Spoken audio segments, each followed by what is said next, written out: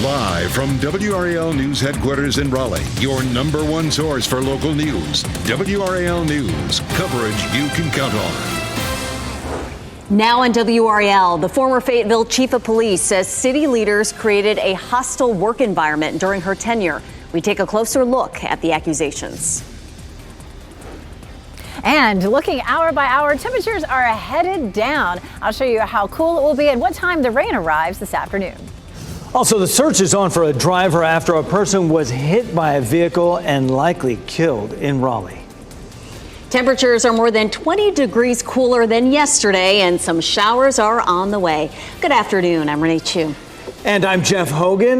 Meteorologist Elizabeth Gardner has a look at the timeline for this afternoon's showers from the WRAL weather patio. Elizabeth. Very exciting to be out here debuting the WRAL weather patio here at noon. We take a look at dual Doppler 5000 radar, and there's the rain. We've been talking about this and tracking this now for several days, and you can see it back to the west around Charlotte up toward Winston-Salem, and that first band starting to creep into the western part of our viewing area. Right now we're looking at cloudy skies, of course, here on the patio and all across the viewing area, especially from the Triangle area northward. Lots and lots of cloud cover here in Durham currently. Our temperatures right now 62 degrees. It's been a fairly mild start, but we're not going to see any more of those 80-degree days that we saw, of course, for the last several days. We're looking at a northeast wind at about 10 miles per hour right now. It is blustery here as we're starting to change things up from the warm temperatures we saw yesterday to the cooler temperatures that we'll see now. Here's a look at the visible satellite, and you can see some clearing down to the south, but of course we're going to see this band of rain moving through, and that band of rain will increase the cloud cover and bring us a few light sprinkles. Here at lunchtime, starting to see that moving into the viewing area. We'll see that continuing to push eastward. By the time we get to 2 o'clock in the afternoon, it's sitting right across the triangle and back towards Southern Pines. It continues to slide eastward into our southeastern counties at 4 o'clock, and then off to the south and east as we get into the evening. And then it looks like we may end up seeing a good bit of clearing as we get through into Saturday and into Sunday. So we're going to take a look at that. We'll walk through that hour by hour coming up. Thanks, Elizabeth. Former Fayetteville Police Chief Gina Hawkins claims while she was the chief, city leaders created a hostile work environment. A letter making those allegations was sent to Fayetteville City Manager Doug Hewitt back in August. WRAL's Gilbert Bays is here with us right now with this story. Gilbert. Well, Dan, here's that letter you're talking about. The Fayetteville Police Chief Gina Hawkins claims that she was the police chief, and during that time, the city leaders created a hostile work environment. And those allegations and more highlighted in this letter that Hawkins has with her attorneys. We've been able to obtain it here at WRAL. Now, the letter says since being hired in 2017, members of the city council have created a hostile working environment towards her as a Black and Hispanic female. The letter outlines an incident in 2020 during a Zoom meeting after the death of George Floyd, where Mayor Mitch Colvin continuously screamed at the chief regarding police operations. Then in 2022, council members Johnny Dawkins and Mario Benavente made what she believed to be discriminating comments against her. Hawkins also claims the discrimination continued after she retired in January of this year. The letter says Hawkins has reason to believe that a member of the city council contacted a prospective employer to recommend that she not be hired based on some of the events outlined in this letter. Hawkins did not get that job. Hawkins' attorney says that they have not reached out to the EEOC or other federal agencies about the allegations in this letter. They're hoping that they're able to settle this matter without going to court. We've reached out to Gina Hawkins, Mayor Mitch Colvin, and also the two city council members that we mentioned. All declined to make any comment on the record because this might be headed to court. Some strong charges there. Gilbert, thank you. A hit-and-run investigation is underway after a man was hit this morning on New Bern Avenue in Raleigh. The crash happened near North Raleigh Boulevard. Sky 5 flew over the scene after 8:15 in the morning. It appeared someone was killed. A crash reconstruction unit was called in, and investigators remained on scene for hours. Still no word yet on who that man is. We're asking police what they're doing now to track down the driver. And happening right now in the WRAL Live Center, the skeletal remains that were discovered along Bragg Boulevard last month have been identified. This is Devontae Lawrence. On October 16th, the Fayetteville Police Department responded to a wooded area on Bragg Boulevard in Fayetteville to a report of skeletal remains. That is where they found his body. Lawrence was reported missing in April of 2018 by his mother. The chief medical examiner said there was no evidence to suggest a homicide, and the Fayetteville Police Department is no longer investigating this death as a homicide. Thanks, Michelle. New developments this noon in a murder investigation we've been following since last month. 19-year-old Talia Watson was shot and later died from her injuries. WRAL's Ken Smith joins us now live with new information about this investigation. Ken? Jeff, a third person is now under arrest in connection with Watson's death, and it's this man. 26-year-old Kevon Hicks is charged in the October 21st shooting that happened on Sawyer Road in Raleigh. Take a look at video from that scene when officers arrived back in October. Police say Watson was shot and transported to the hospital in a private vehicle. She died from her injuries at that hospital. Two other women already are charged in Watson's murder. Police have not released a motive for the shooting. It remains an active investigation. Hicks is due in court Monday in connection with this case. Of course, you can count on WRAL as we cover this case and be in that courtroom. We'll be having that story online and, of course, on air. Ken, thanks for that update. New information about a deadly crash on Spring Forest Road in Raleigh. This happened yesterday shortly before 3 p.m. Police tell us 38-year-old Rodney Lee was driving eastbound in an SUV, ran a red light, and collided with a car driven by 67-year-old Mary Garris. Garris died. Her husband, Mark, was taken to the hospital. No word on his injuries. Police charged Lee with misdemeanor death by motor vehicle and failure to stop at a red light. Crews battled a fire at an abandoned motel in Raleigh this morning. This is video from the WRAL Breaking News Tracker at that scene on Wilmington and Layden Streets. This was around 5 a.m. No reports of any injuries, and we're working to learn what caused the fire. A scary night for people in the Halifax County town of Scotland Neck. Police are searching for a person or people who shot at officers there last night. Interim Police Chief Tommy Parker tells WRAL the shots were fired near Main Street. No one was hurt. We are working to learn more about the search for the shooter. I-95 finally reopened this morning after a tanker truck crash shut down the interstate for 11 hours. The interstate was shut down between exits 33 and 41 until about 6:15 this morning. That's between St. Paul's and Chickenfoot Road. This is video showing traffic being diverted from I-95 onto US 301 near St. Paul's overnight. No word on injuries. A huge fire in North Carolina in the mountains keeps growing right now. Look at the flames on Collette Ridge. These are pictures of the fire and the emergency response. It's all happening near Andrews in Cherokee County. The U.S. Forest Service says this all started a couple weeks ago from a lightning strike. For a while, the fire was small and didn't threaten any buildings. But this morning, it is up to 4,300 acres now, plus 16 structures are threatened. Meanwhile, another wildfire burns a few miles east of that. The Poplar Drive fire in Henderson County has burned more than 400 acres. It is 30% contained right now. Several fire crews from our area have responded to that. They include firefighters from Morrisville and Orange County. And a crew from Rocky Mount is in that area this morning as well. Both of these wildfires have sparked a state of emergency for the surrounding areas. A longtime Wake County commissioner died this week. Betty Lou Ward died Wednesday at the age of 87. She was first elected as a Wake County commissioner in 1988 and served for 28 years. Former Wake County Commissioner Greg Ford posted on social media that Ward touched countless lives in her decades of public service. Funeral services will be held December 6th. The main thoroughfare that connects the Village District to NC State will be closed for more than a week. Brian Schrader explains why. A busy section of Oberlin Road is going to be closed for several days. Crews are working on a water and sewer replacement project, and they're blocking the stretch of Oberlin between Pullen Road and Clark Avenue. It's going to be closed 24/7 through November 20th. Expect detours between Hillsborough Street and Clark Avenue. That main detour is going to be Woodburn Road. You can also take Enterprise Street. Now, Oberlin is a major connector between the Village District and NC State University, so you can expect some heavy traffic through that area. This is all part part of a new streetscape project, and this is a rendering of what it's going to look like when it's done. With new sidewalks, pedestrian crossings, and bike lanes, that entire project should be finished sometime next summer. I'm Brian Schrader, WRAL News.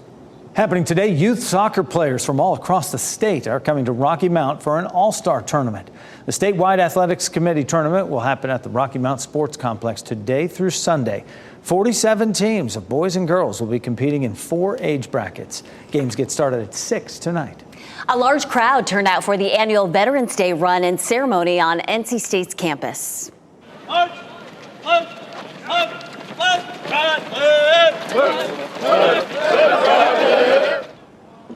The 5K started at 6 this morning and ended over at the Memorial Bell Tower. The different branches of the university's ROTC programs ran alongside active duty and veterans. We spoke with one ROTC runner about why he does this.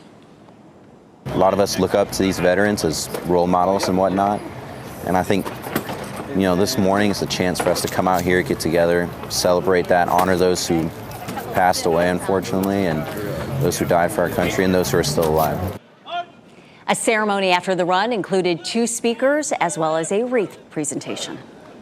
Closing out the trading week now, we take a look at Wall Street. Stocks are rebounding after yesterday's hiccup. The Dow Jones Industrial Average is up 177 points right now. NASDAQ is also up 168 points. S&P 500 also in positive territory, up 28. Next at noon, a bus crash in California sends 10 people to the hospital. What sent that bus careening into that building? Also, carjackings are on the rise, and almost all involve a weapon. The terrifying example of a recent incident in Chicago. Plus, Dr. Ruth has a new title at age 95. Her new position dedicated to combating loneliness. Download the new WRAL streaming apps on Roku, Fire TV, Apple TV, and Android TV.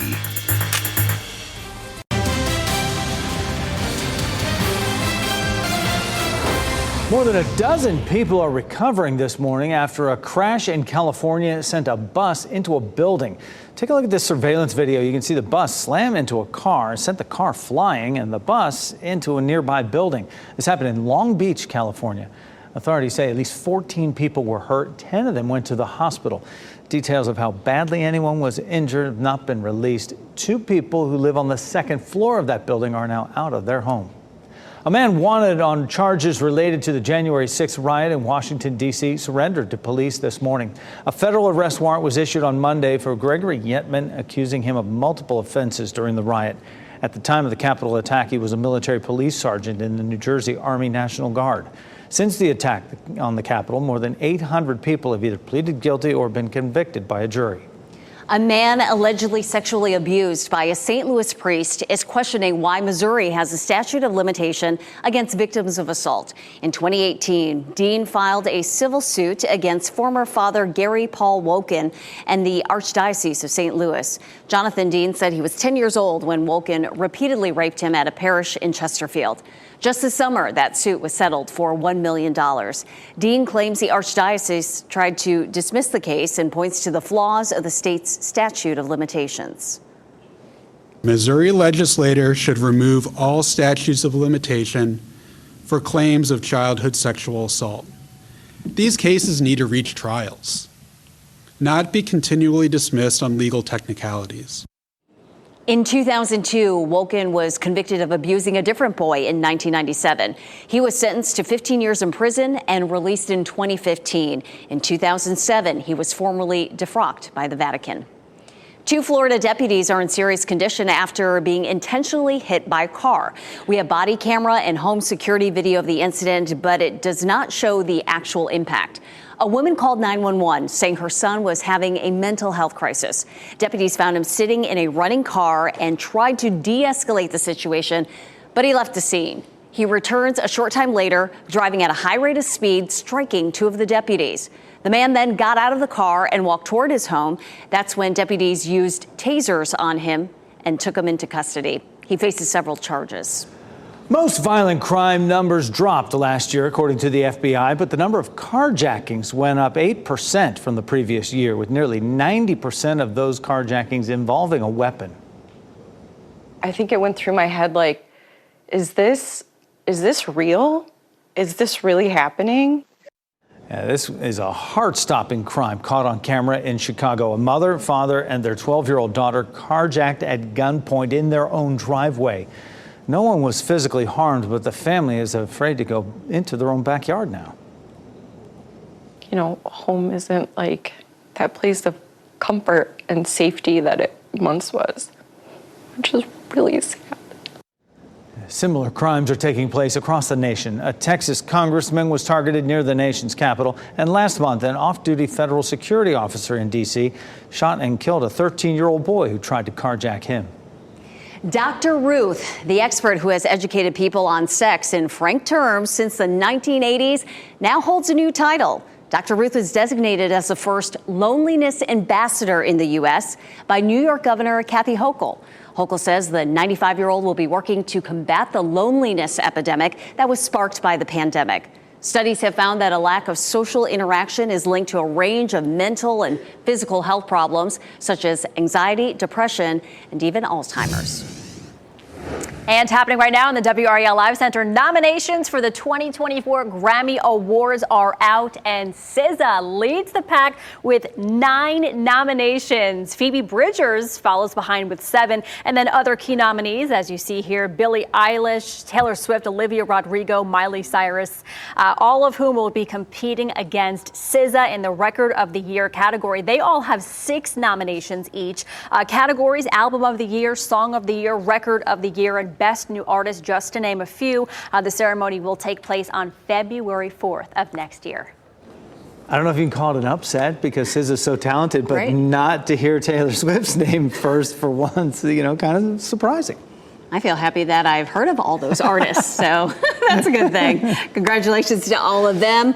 Award-winning weather today, not so much, but it's more fall-like. No doubt. Elizabeth Gardner is out right in the middle of it there from our WRL weather patio. So this is going to be so much fun. We're just debuting the weather patio. We're going to be using it to do weather, and just like right on cue, literally about 2 minutes ago, it started raining. So it's raining on me right now. But we took a look at the radar just a few minutes ago, like 15 minutes ago, and there wasn't anything showing up. So this is just the best way to explain what's going on with the weather. We talk all the time about the fact that we're looking at the radar and there's nothing to see there, but we have drizzle, because a lot of times the particles of drizzle are so small that the radar doesn't pick it up. So that's what we're seeing out here. Nice little drizzle happening. We take a look at Franklinton here. Gray skies. We have gray skies here, of course, here at on the weather patio at WRAL. Our temperature is 62, but it definitely looks like as soon as the rain starts, our models start to drop the temperature. So here in the next hour, we'll likely drop into the 50s, and we'll continue to see these lower temperatures on through the afternoon. It's been breezy out here on the patio too. Right now, we're looking at gusts at RDU at 22 miles per hour, steady wind out of the northeast at 10. We're going to start to feel those temperatures falling as we get through the afternoon. Gusts up to 20, 25 as we head through the afternoon. And then those gusts, the wind should begin to die down after midnight or so. Here's a look at temperatures. Definitely cooler up to the north, 55 in Roxborough, 57 South Hill, but 75 in Fayetteville and 73 in Clinton. We're actually seeing a little bit of sunshine in our southern counties right now, and that's really allowed our temperatures to warm up. So we have a huge range in conditions across the area. This afternoon, say 3 to 4 o'clock, looking at 57 in Raleigh, 54 in Durham, and 65 in Fayetteville, because of course it's been a bit warmer there. But once we see this band of rain moving through, we're really going to see those temperatures dropping. Here's a look at the radar right now, and you can really just in the last 10 minutes, we did that hit at the beginning of the newscast, just beginning to see a couple of little specks showing up, and of course we have that band of rain that's back to our west. We'll walk through Futurecast, and you can see this band as it moves eastward across the area. We'll pause it right there at 2 o'clock. None of it's going to be very heavy, but we'll see the heaviest, say around 2 o'clock in the Triangle area, around 4 o'clock between Goldsboro and Fayetteville, and then it slips eastward, and that's going to be the end of it. The computer models, interestingly, over the last 12 hours or so, the new runs that we've gotten in have been much, much drier. Take a look at the model run for Saturday. We're looking at sunny skies on Saturday for a good chunk of the day. We're looking at the potential for a little bit of shower activity that's down to the south, but we may end up being a lot drier on Saturday and Sunday than the models were showing just yesterday. So that's great news for anybody who was hoping to be outside. Temperatures to go along with it, again, we're looking at 57 for today, Saturday 60, 54 on Sunday, but that temperature, we may bump that up a little bit as we continue to see more runs that look dry for Sunday. After that, we're looking at mid-60s into next week with some sunshine. So coming up in about half an hour, we're going to take another look at the moment. The rain stopped. I think it rained for about 5 minutes out here. So like I said, this is going to be fun. It's nice, yeah, you can get that first-person perspective of what's happening out there. Absolutely. Elizabeth, thank you.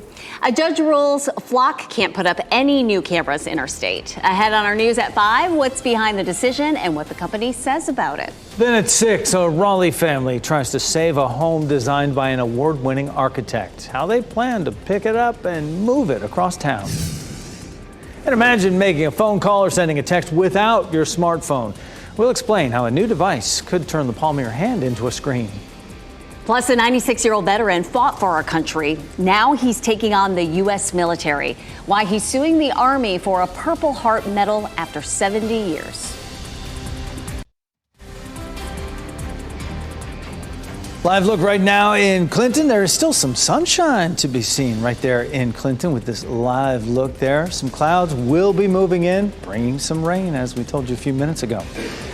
You can now shop Amazon without leaving Instagram or Facebook. And the Fed says there's still more work to be done to fight inflation. Those are among today's business headlines with Karen Kafa.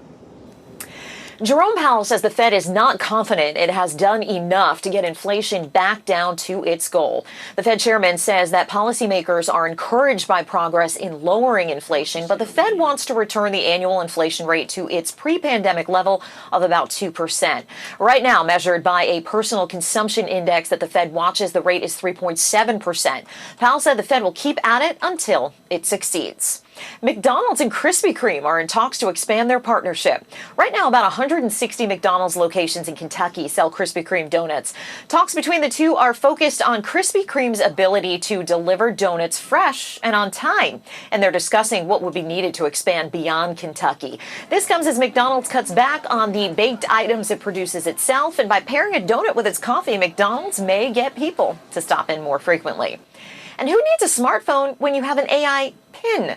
Two former Apple designers just launched a small artificial intelligence pin that is designed to replace your phone. It's called the AI pin, and it is the first product from their company, Humane. You wear it on your lapel, and it allows you to make calls, send texts, play music, and it even turns your palm into a home screen using a laser display. There are no apps. You simply access AI services from the internet. The AI pin is selling for $699. Humane will start taking orders for it next Thursday, November 16th. And Meta now lets you buy items from Amazon without ever having to leave Instagram and Facebook's apps. The feature allows you to link those social media accounts to Amazon. Then you can simply buy goods by clicking on the promotion in the feeds. Meta has been exploring ways to boost ad revenue after Apple changed its privacy policy 2 years ago. That change made it harder for social media platforms to target users with ads. And those are your business headlines. I'm Karen Kafa at the NASDAQ market site in New York. Christmas is already in the air at Crabtree Valley Mall in Raleigh. This morning, Santa arrived at the mall along with the Salvation Army Angel Tree. Starting today, families can line up to tell Santa what they want for the holidays and get a picture. Pets can also meet Santa every Monday night leading up to Christmas. I remember when my daughter was a toddler, she was terrified of Santa, and I never did get a good picture. Wishing you parents some luck there.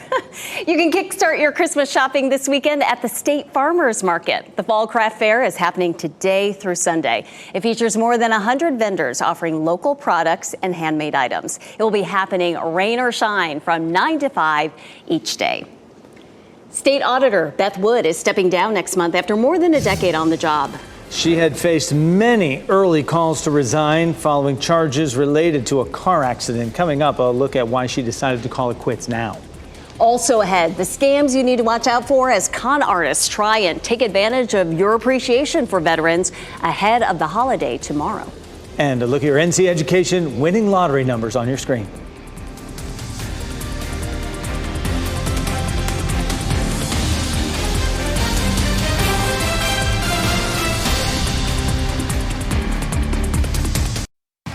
shot in 4K ultra high definition. Your number one source for local news. WRAL News. Coverage you can count on. Longtime state auditor Beth Wood says she'll be stepping down next month. This decision came 2 days after she was charged with misusing a state vehicle, which came to light after she wrecked her assigned vehicle. State government reporter Travis Fain joins us now. Details on this, Travis. The wreck happened in December. Wood had resisted calls to resign up until now, but what changed? So potentially a couple of things. I'll start with the one that's certain. She was indicted Tuesday, not for the wreck where she hit a parked car last December after a holiday party, but for the scrutiny that followed, which turned up a lot of apparent personal travel in her official vehicle, including trips to a local spa. So after saying she'd run for re-election next year, Wood changed gears after the indictment says she's resigning as of December 15th. The other thing maybe that changed, political support. Governor Roy Cooper gets to appoint Wood's replacement. Whoever he picks, they'll have the inside track to election next year. Maybe that means a Democrat keeps this office instead of a Republican winning against an indicted incumbent. This got investigators' interest. Certainly, they paid attention to this. They were tracking Wood's vehicle movements. They were all in. How'd they do that? So a lot of state-owned vehicles have GPS trackers in them. And after Wood's wreck, the State Bureau of Investigation pulled up a bunch of that data. It showed trips to shopping centers, a place called the Blue Water Spa. SBI pulled payment records from that business at least. Wood says she reimburses the state for personal trips, and that's something that I'm sure will get hashed out in court if it gets that far. She's charged with a misdemeanor here, due in court December 4th. Wake County District Attorney Lauren Freeman says she plans to move forward with the case despite Wood's resignation. And ironically, this sort of investigation into state vehicle use, it's the kind of thing Wood's office has done itself over the years, criticizing the state for a lack of oversight on state vehicles. And I have heard you say it before that Governor Cooper will be appointing a replacement. He has not yet said who that will be, so we'll wait to find that answer. Travis, thank you. Students at Person High School in Roxborough say they're shocked after a teacher was accused of having a sexual relationship with a student. Tyrone Outlaw resigned yesterday from his position as a social studies teacher at the school. He's facing a charge of sexual activity with a student. The lead investigator tells WRAL Person High School notified the sheriff's office after the victim's father came to them with concerns about his daughter's texts with Outlaw. The investigator says both Outlaw and the 16-year-old student later admitted to having sex at a home. He says this is a message to all parents.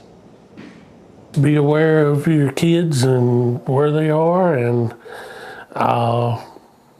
there's nothing wrong with keeping tabs on them. Outlaw joined Person County Schools in August as a teacher and assistant basketball coach. He graduated from the school in 2013 and played basketball at Virginia Tech. Knightdale police are working leads, but there is still no arrest after a mother of three was shot to death right on her front porch. 40-year-old Shanaka Earth was shot Wednesday night on Twaintown Drive in the Widewater subdivision. We spoke with her husband, who says he doesn't believe she was the target. Police say there is no threat to the public. However, no one is in custody. A local family is talking to WRAL after receiving a $1.25 million settlement from the city of Raleigh after a police officer killed their son. Police say an officer shot 30-year-old Sohail Mujarid multiple times in 2019 when he didn't put down a knife he was carrying. No charges were filed in the case. The family says an SBI probe found no fingerprints on the knife at the scene. An autopsy revealed Mujarid was shot 8 times. Activist Kerwin Pittman stood alongside his family in protests that would follow months after Mujarid's death. Money never equals true accountability. To have true accountability, monetary sum is great, but you must have policy change as well. We reached out to Wake County DA Lauren Freeman after the Mujarid family expressed disappointment in her handling of the investigation. She shared the following: the Mujarid family suffered a painful loss, and I am sorry for that. But the standard of proof and the issues for which a department or officer can have liability is completely different in a civil case than that in a criminal case. There was not evidence in this matter that would have allowed a criminal prosecution to go forward. The family also wants to see changes within the police department and their use of force. As for the settlement, once most of it goes through legal fees, the father says the remainder will go toward causes his son cared about, helping people experiencing homelessness and feeding the hungry.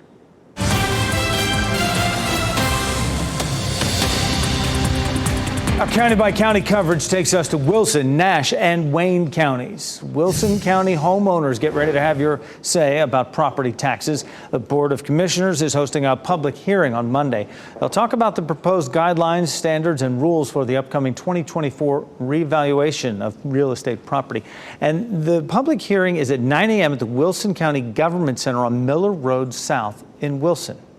Work gets underway tomorrow morning on a substation that supplies power to Rocky Mount. It is happening from 10 a.m. until 3:30 p.m. And while unlikely, there is a chance a power outage could happen at some point during that time. There is an outage. If there is one, customers should call 252-467-4800 to report it. The annual Wayne County Veterans Day Parade will take place in downtown Goldsboro tomorrow. The opening ceremony is at 10:45 and the parade starts at 11. The Wayne County Veterans and Patriots Coalition organized this event. Some Dreamville tickets are already sold out before the general public gets a chance to buy theirs today. This morning at 10, the first batch of two-day passes went on sale online. Festival organizers say VIP packages sold out after people who subscribed to the newsletter got early access. Two-day passes are still available for the festival happening at Dix Park April 6th and 7th. This year's lineup of performers has not been announced. Fayetteville native J. Cole created the music festival and regularly headlines. Last year, Drake, Usher, and Lil Wayne performed. We all want to show veterans our appreciation and support. But there are some dishonest people out there who are trying to take advantage of you as you try to do the right thing. Just ahead, we'll explain how you can avoid some devious Veterans Day scams. And later, finally, an end to the Hollywood actors' strike. So when might we start seeing new movies and TV shows going back into production?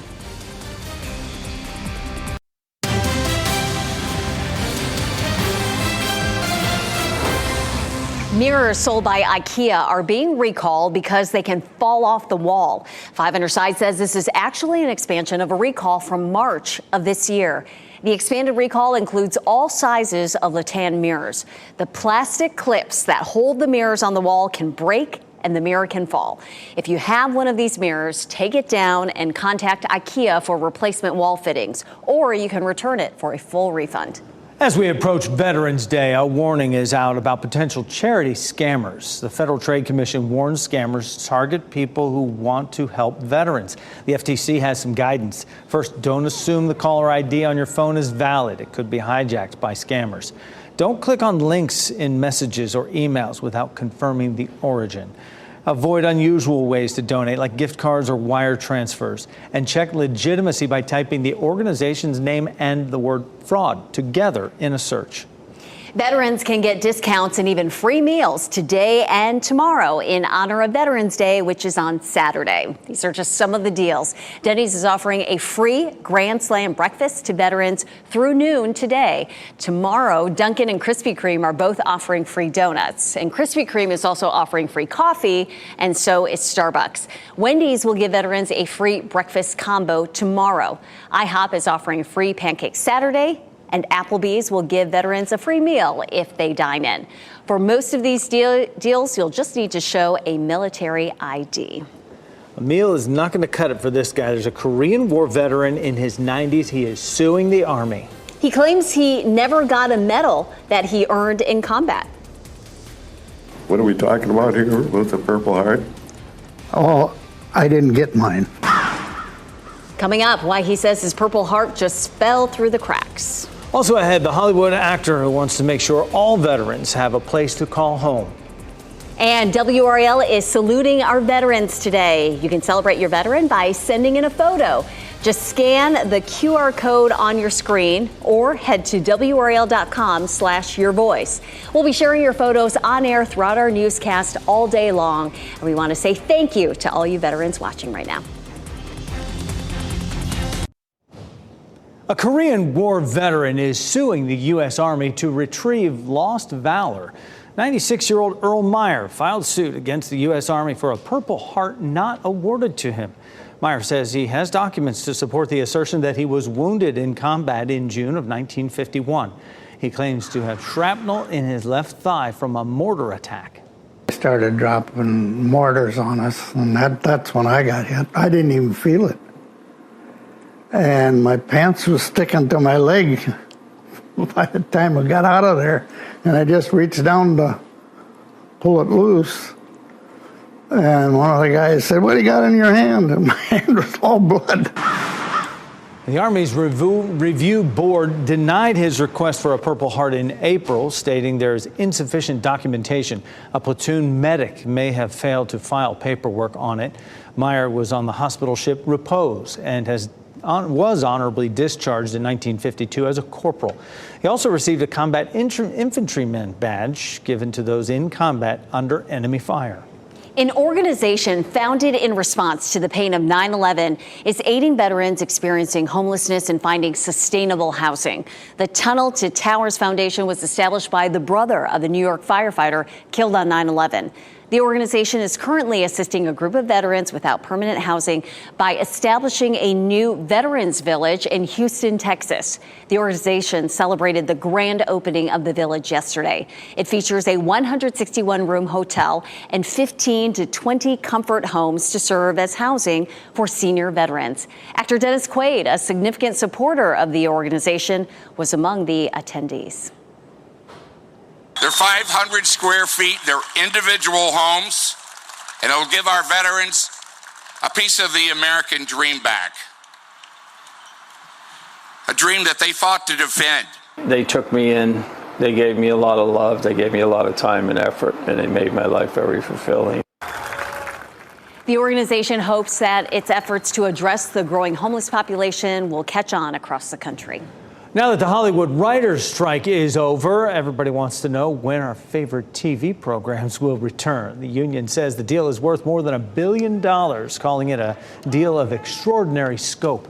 It reportedly includes pay increases, consent protections for use of artificial intelligence and actors' likenesses, also a new streaming participation bonus. Now that the deal appears to be done, industry watchers say the work to get back to work begins. I think people are going to work longer into Thanksgiving week, probably work longer into December than they normally would around the winter holidays, because again, I think Hollywood is just dying to get back to work. Experts say it'll be a work in progress since striking workers were on the picket lines for about 4 months. Littleton and others believe getting the industry fully up and running could take months. We'll see. I know that everybody is, maybe some shortened seasons as well instead of what we're used to, but anything would be good. Well, it's starting to feel like how fall should start to feel like, right? Meteorologist Elizabeth Gardner ditched us in the studio and now hanging out on the new WRAL weather patio. It looks great, Elizabeth. This is so exciting out here right by the gardens. And so, you get a real sense for, how chilly it feels. And it does. It's breezy out here. It is cloudy. And of course, we're watching this band of rain. In my 12:15 weather hit, it started to sprinkle a little bit, but that little patch of rain moved on off. But we do have more moving in right now. So we're seeing some rain around Hillsborough currently, and it's about to move up the I-85 corridor. We'll go ahead and zoom in and take a little closer look at where that is, just north of Chapel Hill, again around Hillsborough, north of Durham, north of I-85. And we did have this little patch right here moved right over the studios, and now it's shifting eastward. But we have all this rain that's going to move across the viewing area and over the next few hours. It's likely to be fairly light. Earlier when it came through, there were just a few sprinkles, so we're going to see it fairly light, likely about 1/10 of an inch or less with this precipitation that's going to be moving on in. Let's take a look at what's happening out there across the viewing area. It is cloudy almost everywhere. We've actually seen a little bit of sunshine down around Clinton and Fayetteville. Most of the cloud cover is north of that, but we take a look at this view of Fayetteville, and it looks like it has clouded up. That's a look at our newsroom there. Chapel Hill, courtesy of Top of the Hill Restaurant. We've got Apex and Goldsboro. It's been a little bit breezy. We're going to see gusts up to about 20 to 25 miles per hour through the afternoon. Here's a look at the big picture. We have our front that's moving closer to the South Carolina, North Carolina line with this rain behind it, and we'll take a look at Futurecast, and you can see that rain as it moves across our area and that line. So right now we're seeing that from Durham northward, from say Roanoke Rapids through Raleigh and all the way to Southern Pines around 2 o'clock. At 4 o'clock, Rocky Mount, Goldsboro, and Fayetteville. And then by 5 o'clock, it's moving out of the viewing area. And honestly, that could be all the rain that we see all weekend. The models are really starting to trend drier. These short range models, this version of Futurecast, you can see Saturday morning at 8 a.m. is dry. Lunchtime, it's dry. If we're going to see any rain, it's going to be closer to the South Carolina line line where that front is stalled. We take a look at Sunday. The long-range models were pushing all this rain up across our area due to a coastal low, but this version of the models, these short-range, high-resolution models, are not showing that at all. So we're looking at Sunday, a little bit of cloud cover to begin with, and we're definitely trending drier. I would definitely check in with Kat and Mike during our evening newscast. When they get the new model runs in, we'll see if we continue to trend drier, and if so, that definitely bodes well for any outdoor plans that you might have over the weekend. We'll take a look. This moves us all the way out through the end of the day on Sunday. There's rain chances. We're keeping that 40% just to see if we get any consistency on this drier forecast. And of course, football Friday, cloudy skies, temperatures will be in the 50s. We do have a lot of events going on. Holiday Makers Market at Fenton and Cary Saturday, temperatures will be in the mid 50s to around 60. Duke plays at UNC Saturday evening. Temperatures will be cool. Game time around 53, dropping through the 40s. Looking at, we're just going to have to see how things go on Sunday. If we can just really remove that rain from Sunday. We need the rain, but it is definitely, it's nice to have the weekends a little drier, and then we're a bit warmer next week. All right, sounds good. Elizabeth, thank you. This is a big night for one Durham couple. Coming up, what they'll be doing this evening on national TV. We wrap things up with a look at a few of the headlines we're following for you today. Former Fayetteville Police Chief Gina Hawkins claims a hostile work environment forced her to retire. A letter from Hawkins' attorney names city leaders and describes specific incidents. In one instance, the former chief says Mayor Mitch Colvin screamed at her regarding police operations. Raleigh police are investigating a hit and run on New Bern Avenue near North Raleigh Boulevard. A crash reconstruction unit spent hours on that scene. There are indications a man was killed there. We're asking police for information on that man and how they plan to track down the driver. A major section of Oberlin Road between Pullen Road and Clark Avenue in Raleigh is now closed. Crews are replacing sewer and water mains. Access will be available to businesses and homes in that construction zone. All other traffic will be detoured onto Woodburn Road and Enterprise Street for the next 10 days. A teacher from Durham will be featured on NBC's The Wall tonight. Relationships are everything, and it's not enough to just teach with math, with literacy. You got to teach from the heart and let people know, because people don't care how much you know until they know how much you care. Right. The show spotlights people doing big work in their communities, and they get a chance to win some big money as well. Turquoise Parker is a teacher at Lakewood Elementary School. She started the Bull City Food Raiser after seeing so many families struggling to put food on the table. Parker and her husband Donald will take their shot at winning $1 million tonight on the game show. It airs here on WRAL at 8 p.m. You won't want to miss the Jennifer Hudson show this afternoon. A 4-year-old Fayetteville girl will be reunited with her father. Her father, a U.S. Army sergeant, has been stationed in Germany for more than a year. You know this will be heartwarming, so grab your tissues. That reunion is today on Fox 50 at 3 p.m. Our pet of the day has spent nearly 700 days at the SPCA of Wake County, and he's ready to end that streak. Shiloh is 6 years old, weighs 95 pounds. He loves snuggling with his human friends, but has mixed feelings about their other dogs. Shiloh's past is a bit of a mystery, but whatever happened, he's quite nervous about men and prefers the company of women. To see if this long-timer could be a good fit for your family, please visit spcawake.org. Coming up at 4, military service members can face unique mental health struggles, and many don't get the help they need. We take a look at ways that you can support veterans every day of the year as we honor them on this Veterans Day. We want to say to those who have served our country, we thank you for your service and your sacrifice. NBC News Daily is next on WRAL. Your next local news update in 30 minutes. You get breaking news updates anytime with our WRAL News app. Have a great Friday and a good, safe weekend.